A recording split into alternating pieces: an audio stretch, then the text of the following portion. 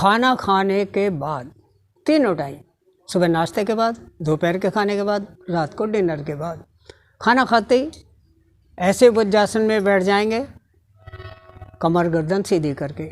अगर वज्रासन में बैठने में कोई परेशानी है तो जिस आसन में बैठे हैं उसी आसन में बैठ सकते हैं, लेकिन कमर सीधी रखेंगे। और शुरू के 3 मिनट बाएं हाथ से बाईं नासिका को बंद करके केवल दाईं नासिका से ही सांस लेना है और छोड़ना है। ना ज़्यादा गहरा लेना, ना ज़्यादा गहरा छोड़ना, आराम से जितना सांस आता है उतना ही लेंगे और छोड़ेंगे। ऐसे आनापान की साधना का अभ्यास करें। आनापान की साधना का अभ्यास करें।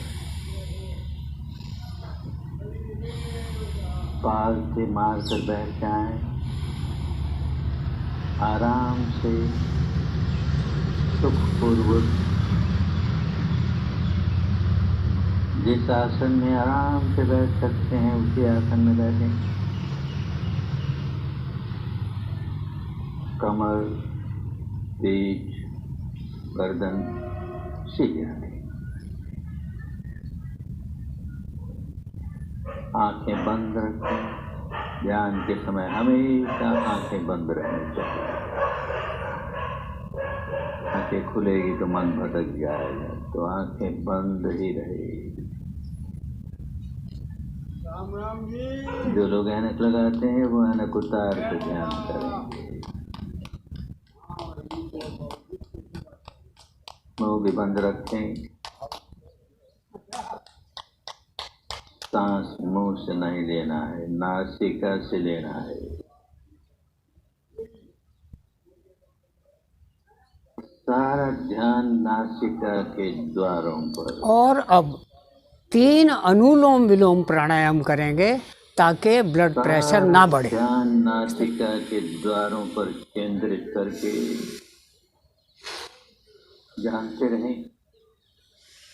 सांस भीतर आ रहा है तो आ रहा है, बाहर जा रहा है तो जा रहा है, यही जानना है। बस इसे जानते रहें, निरंतरता से जानते रहें। और ध्यान मुद्रा में बैठ जाएंगे, बाईं हथेली नीचे, दाईं ऊपर, और बड़े ध्यान से सांसों में खो जाएंगे।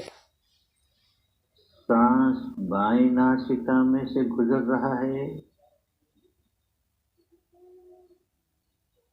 या दाहिनी नासिका में से गुजर रहा है, तो दोनों नासिकाओं में से गुजर रहा है। और एक ध्यान से जाने।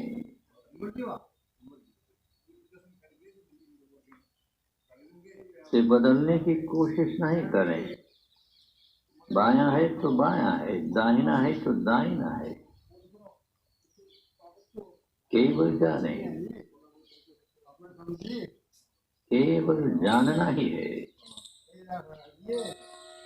सांस लंबा है तो लंबा है, छोटा है तो छोटा है, उसे भी बदलने की कोशिश नहीं करें। केवल जानना है, केवल जानना है। ये सांस आया, ये सांस गया,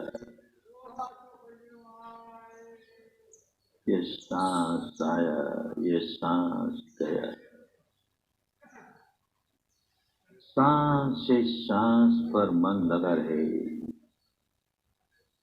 सांस से सांस पर मन लगा रहे।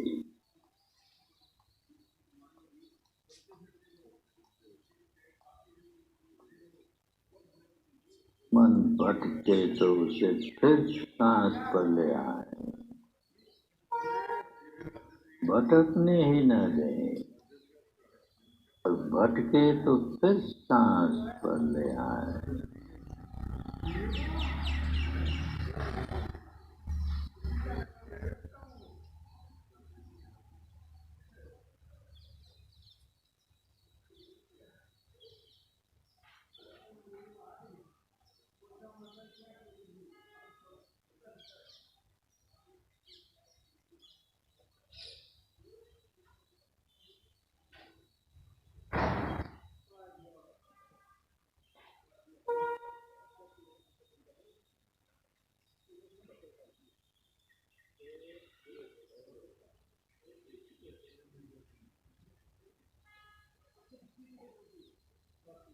मन को नाक के दरवाजों पर लगाए रखें।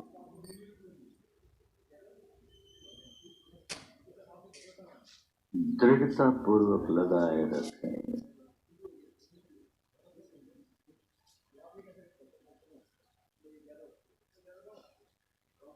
एक पहरेदार की तरह, द्वारपाल की तरह खूब सजग, खूब सचेत,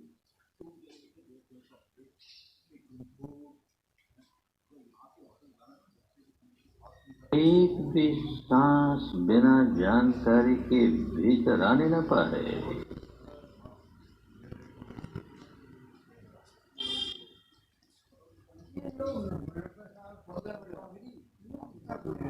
एक भी सांस बिना जानकारी के बाहर जाने न पाए।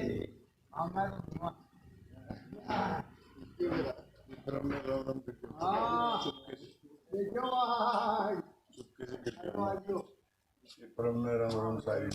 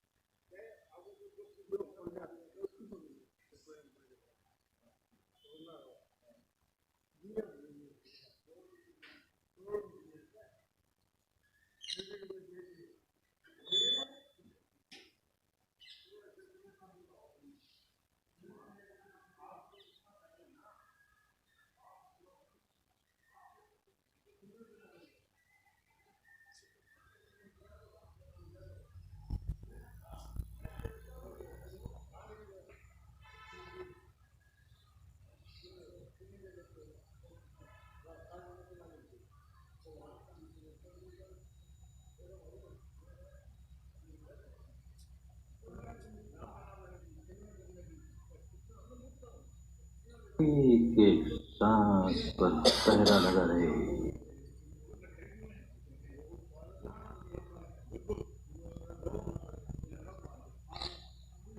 एक एक सांस की पहरेदारी होती रहे। खूब सजग, खूब सचेत, खूब सावधान, सावधान, सावधान।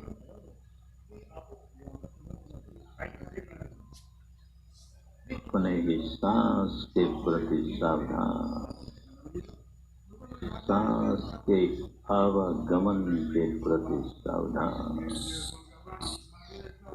क्रिया को करने का हमें फ़ायदा क्या होगा, इस पर थोड़ी सी बात करते हैं कि वज्रासन में जो लोग बैठ सकते हैं वो बैठे तो कमर सीधी हो गई, सुषुम्ना नाड़ी सीधी हो गई, तो पेट के अंदर के जितने अंग हैं वो बिल्कुल स्वाभाविक स्थिति पर आ गए, तो आंतों ने अच्छा काम किया। दूसरी बात, पहले 3 मिनट दाईं नासिका से सांस लिया और छोड़ा, तो दाईं नासिका से जब सांस चलता है ब्लड प्रेशर बढ़ता है, गर्मी आती है, एनर्जी मिलती है, तो हमारी आंतों को ज़्यादा एनर्जी मिली तो जठराग्नि तेज हुई। इसका मतलब जो भी खाएंगे वो अच्छी तरह हजम होगा और अपचन नहीं होगा, कब्ज नहीं होगी, भूख सही लगेगी, एसिडिटी नहीं होगी। 3 मिनट के बाद 3 अनुलोम विलोम प्राणायाम करते हैं ताकि जिन लोगों का ब्लड प्रेशर हायर साइड में है उनका ब्लड प्रेशर बढ़ ना जाए।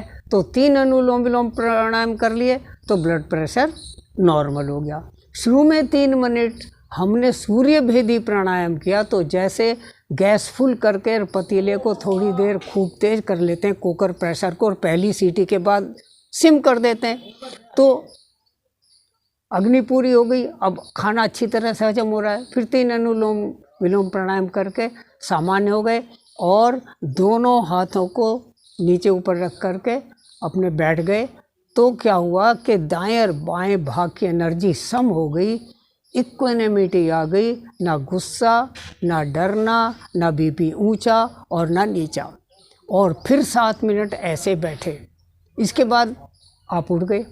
तो कमर सीधी रखने की आदत बार बार पड़ी। 3 बार खाना खाने के बाद बैठे, रात को सोने से पहले बैठे, सुबह उठते ही बैठे, 5 बार बैठ लिए, 10-10 मिनट, 50 मिनट हो गया। बार बार बैठेंगे, कमर सीधी रखने की आदत पड़ेगी तो आपकी पर्सनैलिटी इम्प्रूव होगी।